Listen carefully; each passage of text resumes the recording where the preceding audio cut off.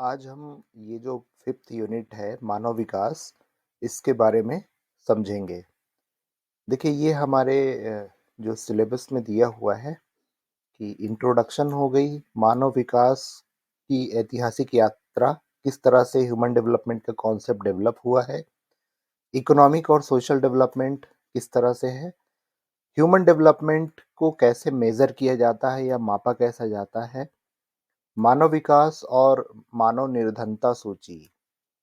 मानव विकास और महिलाओं के मुद्दे क्या हैं? ग्लोबलाइजेशन या भूमंडलीकरण और मानव विकास, मानव अधिकार और मानव विकास, भारत में मानव विकास और 2030 तक सतत विकास लक्ष्य जो प्राप्त करने हैं भारत सरकार को, राज्य सरकारों को, तो उनको हम जो है देखेंगे, पढ़ेंगे, समझेंगे। मैं इस वीडियो में आपको ऑफ़िशियल वेबसाइट्स जो हैं, उन पे ले चलूँगा और दिखाऊँगा कि भारत की स्टेटस क्या है वर्ल्ड में, इंडिया में अ, ह्यूमन डेवलपमेंट इंडेक्स को लेकर के, एसडीजी को लेके भारत के कौन से राज्य ज़्यादा विकसित हैं, कौन से राज्य कम विकसित हैं, उन सभी चीज़ों पे हम पूरा प्रैक्टिकल ऑथेंटिक चीज़ों को समझेंगे। तो इसके पहले हमने जो वीडियोज़ में ये जो दिया हुआ है पीडीएफ फाइल या बुक स्टडी मटेरियल जो इग्नू के द्वारा आपको दी गई है बीबीए 128 में ये, उसको तो हम देखेंगे बट मेन फ़ोकस ये करेंगे कि ये जो मानव विकास की जो संकल्पना है, उसको समझने की कोशिश करेंगे। तो अब देखिए अगर हम जब बात करते हैं मानव विकास की या डेवलपमेंट की बात करते हैं, तो डेवलपमेंट में इकोनॉमिक डेवलपमेंट बहुत इम्पोर्टेंट माना गया, जब हम ये समझने की कोशिश करने लगे कि मानव समाज को हम सब जो हैं अगर वो इकोनॉमिक रूप से, आर्थिक रूप से संपन्न होंगे, विकसित होंगे, हमारे पास संसाधन होंगे, तभी हम जो है अपनी सारी जो हमारी ज़रूरतें हैं, उनको हम पूरा कर पाएँगे। और विकास तभी होगा, डेवलपमेंट तभी होगा जब हमारी जो बेसिक ज़रूरतें हैं, चाहे वो शिक्षा हो, स्वास्थ्य हो, आजीविका या रोज़गार को लेकर के अपॉर्च्युनिटीज़ हों, उन सभी में जब हमको प्रॉपर अवसर मिलते हैं, हम हर चीज़ अच्छे से कर पाते हैं, तभी हम कहते हैं विकास हो रहा है। पर आर्थिक विकास ही मानव के विकास को बताएगा, ये कोई मतलब सही बात नहीं है, सही क्राइटेरिया नहीं है कि economic development is the ultimate thing. But human development, मानव विकास की जो हम बात करते हैं, उसमें हम मानव के 360 डिग्री एस्पेक्ट को समझने की कोशिश करते हैं। ह्यूमन डेवलपमेंट इंडेक्स में मानव डेवलपमेंट की जो मेज़रमेंट की पद्धति है कि हम एक इंडिसिस या इंडेक्स बना लिया हमने और उससे हम मेज़र ये कर रहे हैं कि मानव विकास किस तरह से हो रहा है। और इसी क्रम में आप देखें कि कौटिल्य या चाणक्य जिन्हें हम कहते हैं, उन्होंने अपनी बुक अर्थशास्त्र में लिखा है कि समाज कल्याण करना राजा का महत्वपूर्ण कर्तव्य होता है। क्वांटिटेटिव इकोनॉमिक्स या मात्रात्मक अर्थशास्त्र और पॉलिटिकल इकोनॉमिक सिस्टम जो है, इसमें बहुत सारे ये एक्सपर्ट्स जो हैं प्रोफ़ेसर्स हैं, इकोनॉमिस्ट हैं, उन सभी ने कहा कि आर्थिक विकास में हमारी बेहतर जीवन शैली, वो होना बहुत इम्पोर्टेंट है और उसके लिए इन्होंने सभी ने कंसर्न अपने दिखाए। कि ह्यूमन डेवलपमेंट इंडेक्स में जब हम बात करते हैं, तो हम ये समझने की कोशिश करते हैं कि हेल्थ, हमारा स्वास्थ्य, हमारी जो आने वाली पीढ़ियाँ हैं, उनका स्वास्थ्य कैसा है? यानी कितने साल हम जीवित रहते हैं? शिक्षा क्या है? क्योंकि अगर हम शिक्षित नहीं हैं, हम अपना सही-गलत समझने में या हमको क्या प्रभावित कर रहा है चीज़ों को, अगर हम शिक्षित नहीं हैं, तो उसमें हम ये नहीं कह सकते कि हम विकसित हो गए हैं। तो पहला बिंदु हो गया शिक्षा को, दूसरा बिंदु हो गया स्वास्थ्य को लेकर के। तो ये जो दिया हुआ है सिलेबस, ये इम्पोर्टेंट है, इसको एक बार देख लीजिए। तो बेटर यही होगा कि हम डायरेक्टली उन सोर्सेस पे चलें, ऑथेंटिक सोर्सेस पे चलें और उन पे देखें कि ह्यूमन डेवलपमेंट जो है, वो किस तरह से मेज़र किया जाता है और आज की तारीख में, लेटेस्ट में भारत की क्या स्थिति है? विश्व में या भारत के राज्यों की क्या स्थिति है सतत विकास के लक्ष्यों को लेकर के। क्योंकि जब से ग्लोबलाइज़ेशन हुआ है और ये ग्लोबलाइज़ेशन आप देखेंगे 1970s 80s के जो दशक थी, उसमें बाज़ार के अनुकूल जो आर्थिक व्यवस्था विश्व में बनाई गई कि हम एक-दूसरे के साथ जुड़ेंगे, बाज़ार अपना खोलेंगे सभी के लिए और वस्तुओं और सेवाओं का जो है आदान-प्रदान एक देश से दूसरे देश में होगा, तो उससे लोगों के जीवन में गुणवत्ता, उनके शिक्षा के स्तर में बदलाव, स्वास्थ्य, आजीविका के साधन-संसाधनों में वृद्धि हुई है। हाँ, इसका डिस्ट्रीब्यूशन या वितरण असमान हो सकता है, हुआ है कि कोई क्षेत्र बहुत ज़्यादा विकसित हो गए हैं, कहीं जो है ज़्यादा विकास नहीं हुआ है। इसमें नए बाज़ार के अवसर भी हुए हैं, जैसे banking, insurance, transportation, logistics world market में जो है बढ़े हैं, कनेक्टेड होते हैं वर्ल्ड के साथ में, विश्व के साथ में अलग-अलग, तो हम बहुत सारे काम जो है हम राउंड द क्लॉक ये चौबीसों घंटे हम करते रहते हैं।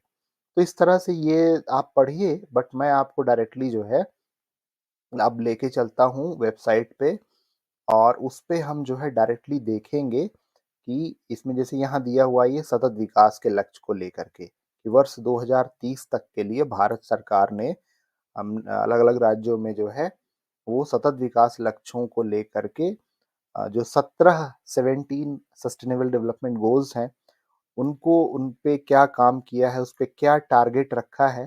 तो ये तो सबको सिंपल सा मालूम है कि 2015 से 2030 तक सतत विकास के 17 लक्ष्य हैं। क्या लक्ष्य हैं, क्या चीज़ें हैं उसमें 169 जो है वो टारगेट्स हैं। तो इन सब चीज़ों को हम प्रैक्टिकली चल के देखते हैं। तो ये देखिए ये ह्यूमन डेवलपमेंट रिपोर्ट है। ये भी वेबसाइट है यूनाइटेड नेशंस डेवलपमेंट प्रोग्राम की, संयुक्त राष्ट्र विकास कार्यक्रम की। और उसमें ये साफ-साफ बता रहे हैं कि ह्यूमन डेवलपमेंट इंडेक्स यानी मानव के विकास को जब हम मेज़रमेंट कर रहे हैं, पता लगा रहे हैं कि मानव का विकास कितना हुआ है, तो उसमें सिर्फ़ ये एम्फसाइज़ किया जाता है कि लोगों की क्षमता का कितना विकास हुआ है। सिर्फ़ आर्थिक विकास से ही हम विकास को परिभाषित या देख नहीं सकते हैं। वो अधूरा होगा कि अगर हम कहें कि हमारी आय, हमारी जो इनकम है अगर सिर्फ वही बढ़ती है तो हम विकसित हो रहे हैं, ये कहना बिल्कुल सही नहीं होगा। मानव विकास जो है 190 देशों का ये देखिए यहाँ पे इंडेक्स बनाते हैं ह्यूमन डेवलपमेंट का और इसमें हम यही मेज़र करते हैं कि लोग और उनकी क्षमता का कितना विकास हुआ है। अब ये देखिए यहाँ पे आप खुद भी जाके देखिएगा, ये मैंने इसमें इंडिया कंट्री जो है उसको जोड़ दिया है। ये 1990 से रिपोर्ट बन रही है। इंडिया ये अलग-अलग देशों की है। ये है हमारे इंडिया की। कहाँ गई भई? ये इंडिया की। अब इसमें देखिए आप जो है 1 मिनट ये हाँ, ये देखिए, ये इंडिया का आप देख रहे हैं और वर्ल्ड का ये देखिए ब्लैक लाइन जो है ये वर्ल्ड का डेवलपमेंट है और इधर येलो में पीले कलर में इंडिया का ये ग्रोथ हुआ है। तो इससे हम ये इंडेक्स ये देख रहे हैं कि 1990 में देखिए पीला था ये 0.44 यहाँ इंडिया यहाँ लिखा हुआ देखेंगे आप ये था। 92 में थोड़ा बेटर होते 2020 में आप देखेंगे कि ये वर्ल्ड के करीब में थोड़ा-सा जा रहा है और ये लास्ट में यहाँ आ जाता है। ये यहाँ ये ये वाला ये घाना का खुल गया है। ये इंडिया का आप देखिए।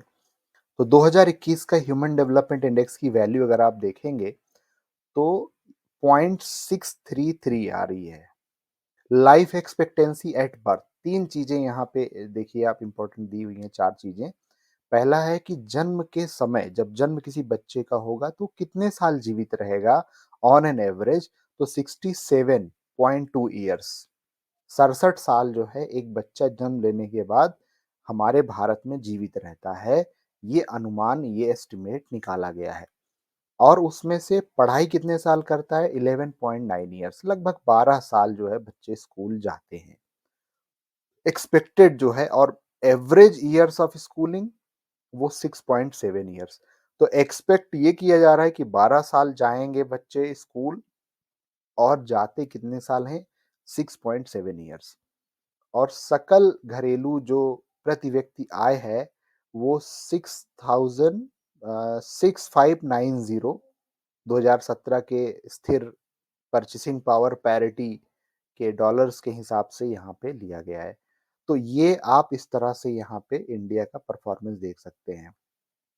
अब कहा जा रहा है कि ह्यूमन डेवलपमेंट इंडेक्स एक समरी है, एक जो है सारांश है जिसमें हम ये देखते हैं कि जो मानव विकास के 3 पहलू हैं, जिसमें हम ये बात कर रहे हैं कि एक स्वस्थ जीवन, वो और a knowledgeable and having decent standard of living, कि ज्ञान पूर्वक लोगों को पता हो कि क्या सही है, क्या गलत है, उनका जीवन का स्तर कैसा है, उनके जीवन में गुणवत्ता क्या है, उसको हम जो है यहाँ पे मेज़र करते हैं। तो इस तरह से ह्यूमन डेवलपमेंट इंडेक्स जो है, एक इंडेक्स है, एक सूची है, जिससे हम ये पता लगाने की कोशिश करते हैं कि 3 चीज़ों के बारे में। सबसे पहले कह रहे हैं कि हेल्थ, सॉरी स्वास्थ्य के केस में लाइफ एक्सपेक्टेंसी एट बर्थ, जन्म के समय कितने साल बच्चा जो है जीवित रहेगा या हम जीवित रहेंगे।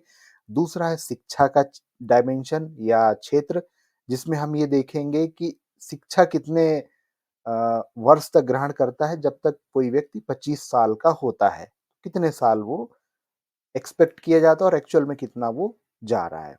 और तीसरा जो है, हम देखते हैं कि जीवन जीने के लिए जो है प्रति व्यक्ति आय क्या है। तो ये 3 चीज़ों पे हम जो है वो मानव विकास को देखते हैं। तो हम ह्यूमन डेवलपमेंट में 3 पहलू हैं जो बहुत महत्वपूर्ण 3 डायमेंशंस हैं। पहला है लंबा और स्वस्थ जीवन, जिसमें हम लाइफ एक्सपेक्टेंसी एट बर्थ यानी जन्म के समय कितना हम अनुमान लगा सकते हैं कि कोई व्यक्ति जीवित होगा, और उसका एक इंडेक्स बनता है। दूसरा है ज्ञान का या शिक्षा का, कि हम कितना एक्सपेक्ट कर रहे हैं कि 25 साल की उम्र होते तक हम कितने साल स्कूल या शिक्षा ग्रहण करेंगे, जिससे कि हमें हमें समझ विकसित हो सके, क्या हमारे लिए सही है, क्या गलत है, हमें समाज में कैसे रहना है। क्योंकि कहा जाता है कि शिक्षित कोई व्यक्ति होता है तभी समाज शिक्षित होता है, और समाज में उसी तरह के बदलाव होते हैं, विकास होता है, सब कुछ। तो एक ये हो गया। दूसरा मीन मतलब एवरेज या औसत, कितने साल तक शिक्षा स्कूल में ग्रहण की जा रही है बच्चों के द्वारा किसी भी देश में। और इन दोनों से फिर यहाँ मिलके बनता है एजुकेशन या शिक्षा का इंडेक्स। तीसरा है कि एक भद्र या एक जो कहते हैं कि डिसेंट जीने का स्तर जो है, कि ऐसा ना हो कि हम गरीब हों, हमारे पास खाने के लिए ज़्यादा अच्छी गुणवत्तापूर्ण सामग्री ना हो, खाने-पीने के सामान ना हो, या फिर कपड़े ना हो, या फिर हमारी जो मूलभूत आवश्यकताएँ हैं, उसको भी हम यहाँ समझना चाह रहे हैं कि मानव विकास तभी होगा जब लोगों के पास में एक सौहार्दपूर्ण या एक बहुत अच्छा तो नहीं, पर एक डिसेंट जो है वो लिविंग स्टैंडर्ड हो, और उसको हम प्रति व्यक्ति जो है आय के माध्यम से मेजर करते हैं। तो ह्यूमन डेवलपमेंट इंडेक्स में आप देखेंगे कि इन 3 पहलुओं को लेकर के मानव के विकास को देखा जाता है। क्योंकि आर्थिक विकास में तो सिर्फ यही देख रहे हैं कि भाई इनकम कितनी हो रही है, पर मानव विकास में आप देखिए इसमें कह रहे हैं कि शिक्षा भी है, स्वास्थ्य भी है और आजीविका भी है। तो जब तीनों चीज़ें पर्याप्त मात्रा में होंगी तो उनके बेस पे जो हम अ, अध्ययन करके पता लगाएँगे किसी देश में लोग कितने संपन्न हैं, विकसित हैं, वही होगा मानव विकास। तो इस तरह से आप यहाँ देख सकते हैं ये अलग-अलग कंट्रीज़ का, जैसे हम यहाँ पे इंडिया का ये देख रहे थे, तो 1990 में 1990 में इंडेक्स की वैल्यू 0.434 है। लाइफ एक्सपेक्टेंसी 58.7 ईयर्स है।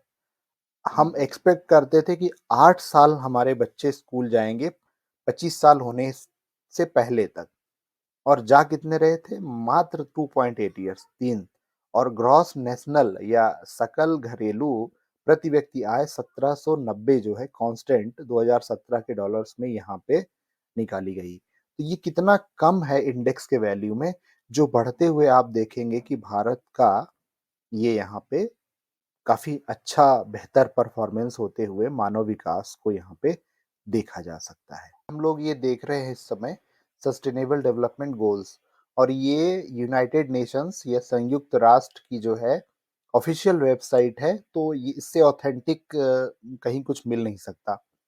अब आप देख रहे हैं कि इसमें 17 गोल्स हैं, जो विश्व में अलग-अलग कंट्रीज़ ने इनको एडॉप्ट किए हैं कि हमें अपने देश में, हमें अपने राज्य में इन लक्ष्यों को प्राप्त करना है। जैसे पहला लक्ष्य है, पहला जो गोल है सस्टेनेबल डेवलपमेंट का, सतत विकास का, वो है नो पॉवर्टी। अब एक चीज़ यहाँ इम्पोर्टेंट ये है कि सस्टेनेबल या सतत विकास जो है, वो किसे कहते हैं? तो देखिए सतत विकास में सिंपल परिभाषा ये है कि आज हमारे पास जो संसाधन या रिसोर्सेस हैं, चाहे वह बिजली का प्रोडक्शन उत्पादन हो, चाहे पानी हो, आप इसमें देख रहे हैं, हमारे पास जो भी रिसोर्सेस हैं वो हम आज यूज़ कर रहे हैं और उनको हम इस तरह से यूज़ करें कि हमारी आने वाली जो जनरेशन्स है, उनको भी वो रिसोर्सेस अवेलेबल हों, उपलब्ध हों। है ना? तो वो हो जाता है सस्टेनेबल डेवलपमेंट की संसाधनों का उपयोग इस तरह से करना कि आज हमारी जो ज़रूरतें हैं मानव जीवन की, चाहे जितने भी नेचुरल रिसोर्सेस हैं, जो भी संसाधन हैं जिनको हम यूज़ कर रहे हैं, प्राकृतिक मैन मेड रिसोर्सेस हैं, आज हमारे काम आएँ और हमारी आने वाली जो पीढ़ियाँ हैं, उनके लिए भी काम आएँ। तो वो होगा सतत विकास कि आने वाली जनरेशंस को भी हम ध्यान में रख रहे हैं आज। अब अगर हम बात करें, ये 17 लक्ष्य जो भारत और विश्व में जो है कंट्रीज़ में एडॉप्ट किए गए हैं, वो ट्रांसफ़ॉर्म करने चाहते हैं हमारे विश्व को। जिसमें पहला ये है नो पॉवर्टी कि कोई भी देश में, कोई भी जगह पे जो है वो गरीबी ना हो, लोग गरीब ना हों। अब भारत सरकार ने गरीबी ना हो इसके लिए क्या टारगेट रखा है, क्या काम कर रही है अलग-अलग प्रोग्राम योजनाओं से, उसके लिए हम जो है भारत का जो एसडीजी इंडेक्स बना हुआ है, उस पे चलेंगे और समझेंगे। दूसरा है ज़ीरो हंगर, भूखमरी, भूख के कारण खाना ना मिले, भूख लगे और इंसान जो है उससे मर जाए। ये बहुत ही बड़ी एक जो है हमारी क्या कहेंगे कि हमारे विकास के लिए एक बहुत बड़ा ड्रॉबैक है, एक बहुत ही चुनौती है और ये बहुत मानव सभ्यता के लिए बहुत बेकार बात है कि लोग भूख के कारण भूखमरी से मर जाएँ, कि खाने को ना मिले। तीसरा लक्ष्य है स्वास्थ्य यानी गुड हेल्थ एंड वेल-बीइंग, अच्छा स्वास्थ्य सभी के लिए। और फोर्थ है कि क्वालिटी एजुकेशन हर आयु वर्ग, चाहे वो बच्चे हों, चाहे युवा हों, चाहे वृद्धजन हों, जो भी शिक्षा ग्रहण करना चाहते हैं, उनको गुणवत्तापूर्ण शिक्षा मिले। देखिए शिक्षा में तो आप इस बात से सहमत होंगे ही कि लोग शिक्षित हो रहे हैं लेकिन उनको ना तो रोज़गार मिल रहा है, बहुत चुनौतियाँ हैं। मतलब एमबीए की पढ़ाई कर ली, एमएसडब्ल्यू की पढ़ाई कर ली, इंजीनियरिंग कर लिया, बीटेक कर लिया, बट उसके बाद नौकरी नहीं मिल रही है। क्योंकि शिक्षा गुणवत्तापूर्ण कहीं न कहीं नहीं है। युवाओं में स्किल, कौशल का अभाव है कि उनको कुछ काम दिया जाता है तो उस तरह से नहीं कर रहे हैं। और भी कारण कहे जा सकते हैं जैसे बाज़ार में माँग। भाई अगर 50 इंजीनियर्स की ज़रूरत है और मार्केट में 5000 सप्लाई हो रही है, तो ऑफ कोर्स नौकरियाँ नहीं होंगी। तो इस तरह से जेंडर इक्वालिटी, क्लीन वाटर ये अलग-अलग 17 गोल्स हैं, जो यूनाइटेड नेशंस ने 2016 1 जनवरी 2016 से पूरे विश्व को दिए और इसको पूरा विश्व जो है मान के चल रहा है।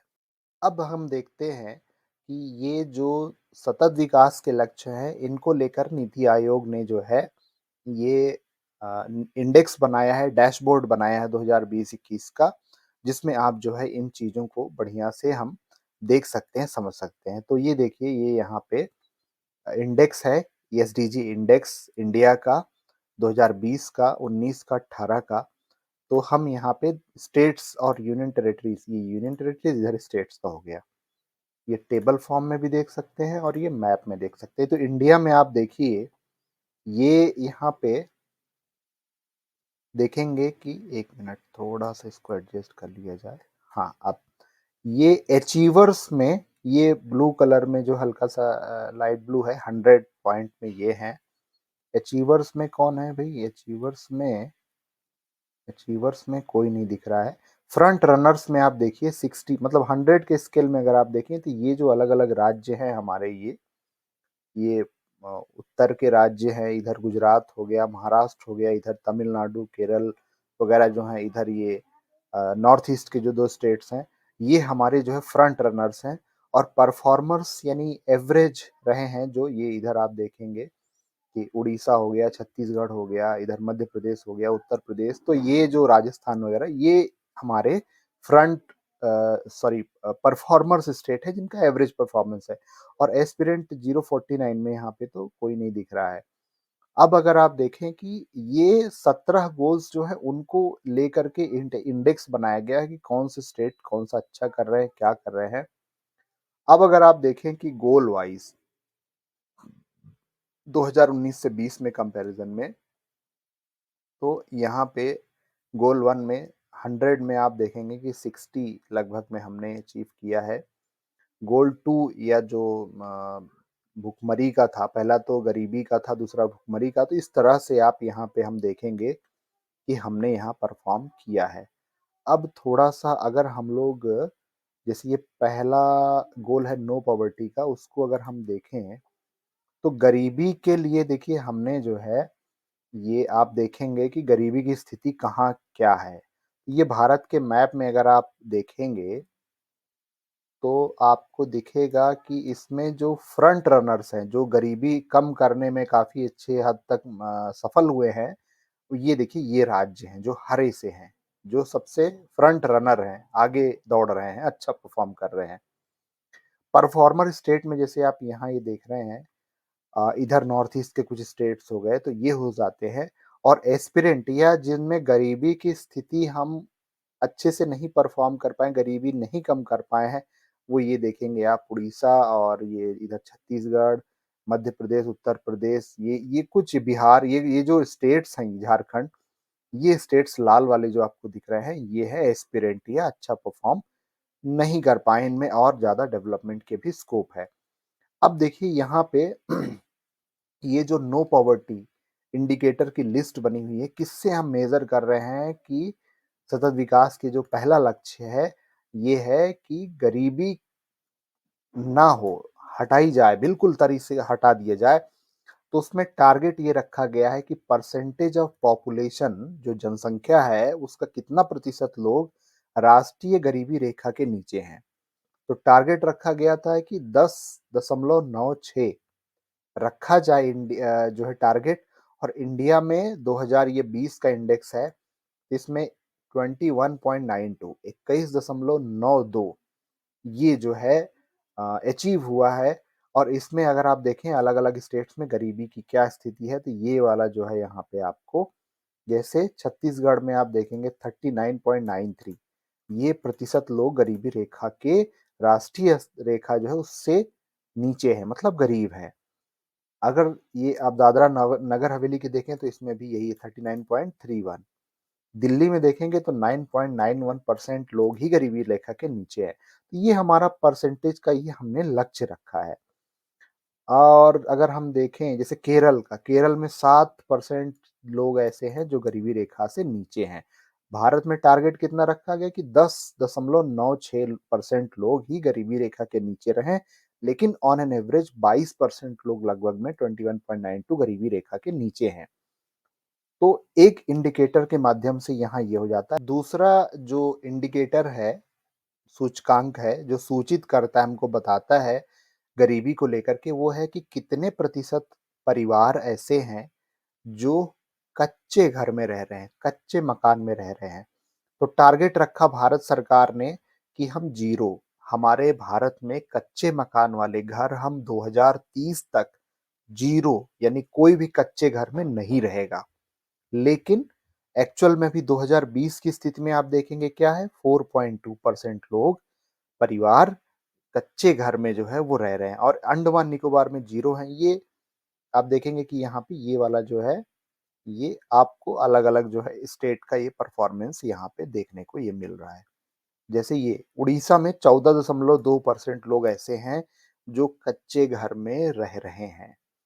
तो ये सब से हम क्या मेज़र कर रहे हैं? इससे हम ये देख रहे हैं कि मानव का विकास जो पहले हम ये मानते थे कि भाई पैसे होंगे तभी हम विकसित हो रहे हैं, आर्थिक रूप से ही विकसित हो रहे हैं, उसके बजाय ये क्राइटेरिया है जिससे हम गरीबी के माध्यम से गरीबी हटा करके मानव विकास को हम देख रहे हैं।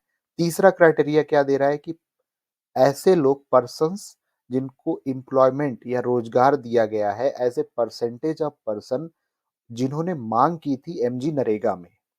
तो एमजी नरेगा के अंतर्गत जिन्होंने रोजगार माँगा और किनको न रोजगार दिया गया। मतलब कहने का ये है कि मैं किसी जगह पे रह रहा हूँ गाँव में या जो जहाँ पे और मैंने कहा कि भई मुझे नौकरी मिलनी चाहिए, मुझे काम मिलना चाहिए। तो एमजी नरेगा महात्मा गांधी राष्ट्रीय आजीविका जो गारंटी अधिनियम है, उसके तहत भारत में ये लक्ष्य रखा गया कि हम 98.95% लोगों को इसके अंतर्गत कवर करेंगे ताकि उनकी आजीविका, उनका जो है आय हो सके और हमने अचीव कितना किया 2020 तक 84.44।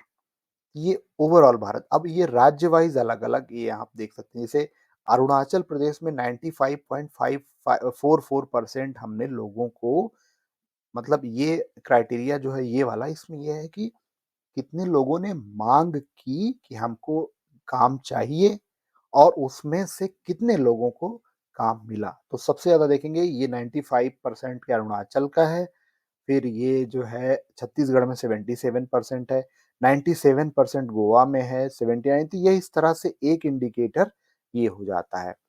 तीसरा अगर आप देखेंगे तो ये percentage of population out of total eligible population receiving social protection benefit under प्रधानमंत्री मातृ वंदन योजना। तो प्रधानमंत्री मातृ वंदन योजना है, उसके अंतर्गत 2030 तक ये लक्ष्य रखा गया कि जो जनसंख्या योग्य है उनको कितना सामाजिक सुरक्षा मिलना चाहिए। तो 100% टारगेट रखा गया है।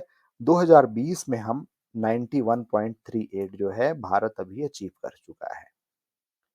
नेक्स्ट अगर आप देखेंगे यहाँ पे तो ये है ये वाला head count ratio as a multi dimensional poverty index का, है ना? तो इसमें आप जो है इसको थोड़ा इधर में कर देता हूँ। हाँ, ये तो मल्टी या बहुआयामी गरीबी को जो मेजर करते हैं उसमें हेड काउंट या हेड मतलब सर, तो कितने ऐसे सर हैं, कितने ऐसे लोग हैं, उनका रेशियो क्या है? तो हमने ये टारगेट यहाँ भारत सरकार ने भारत में ये रखा गया कि हम 13.95% 2030 तक जो है वो बहुआयामी मतलब बहुत आयाम होंगे, उसमें बहुत सारे सूचकांक होंगे, जिनसे हम ये पता लगाएँगे कि कौन गरीब है। तो उसमें लक्ष्य रखा गया 39.95 का और 2020 में ये 28% लोग जो है वो मल्टी डायमेंशनल यानी बहुआयामी गरीबी का जो सूचकांक है उसमें गरीब हैं। तो 28% लोग हैं, लक्ष्य रखा गया है 14% का। तो अभी हमको और ज़्यादा काम करने की ज़रूरत है। ये अलग-अलग नीचे राज्यों का आप यहाँ से देखेंगे कि ये यहाँ पे ये अलग-अलग स्टेट का ये वाला है, स्टेट इधर नाम है, इधर आप ये देख सकते हैं। देन लास्ट में क्राइटेरिया गरीबी के लिए क्या रखा है कि ऐसे जो है परिवार percentage household any usual member covered by health scheme या इंश्योरेंस। तो स्वास्थ्य के लिए जो है यहाँ पे बात की जा रही है कि किसी योजना के अंतर्गत कवर हुए हैं कि नहीं हुए हैं। तो लक्ष्य ये रखा गया कि 100% और अभी अचीव कितना हुआ है भारत में 28.7%। तो इस तरह से ये आप दूसरा गोल भी देख सकते हैं इसमें क्या परफॉर्मेंस है, कैसे टारगेट रखे गए, इंडिकेटर्स कौन से हैं, जीरो हंगर को लेकर के, ये percentage of beneficiaries covered under national food security act target ये रखा गया और यहाँ पे मिला ये, तो ये आप चीज़ों को देख सकते हैं। शिक्षा के क्षेत्र में देख सकते हैं, ये पूरे इंडिकेटर्स हैं यहाँ पे। जेंडर इक्वालिटी के बारे में यहाँ पे बात की गई है, लैंगिक समानता के बारे में। इस तरह से आप जो है पूरा डिटेल में जा करके एक-एक लक्ष्य जो 17 लक्ष्य हैं क्लीन वाटर एंड सैनिटेशन उसमें देखिए 100-100 हमने अचीव किया है। और ये फिर आप देखेंगे कि अफोर्डेबल एंड क्लीन एनर्जी के इंडिकेटर 2 लिए हैं हमने उसमें अलग-अलग स्टेट्स के क्या है, इकोनॉमिक ग्रोथ को लेकर के हमने क्या रखा है। इस तरह से आप जो है देख सकते हैं, पढ़ सकते हैं। तो इस तरह से ये आप दूसरा गोल भी देख सकते हैं इसमें, क्या परफ़ॉर्मेंस है, कैसे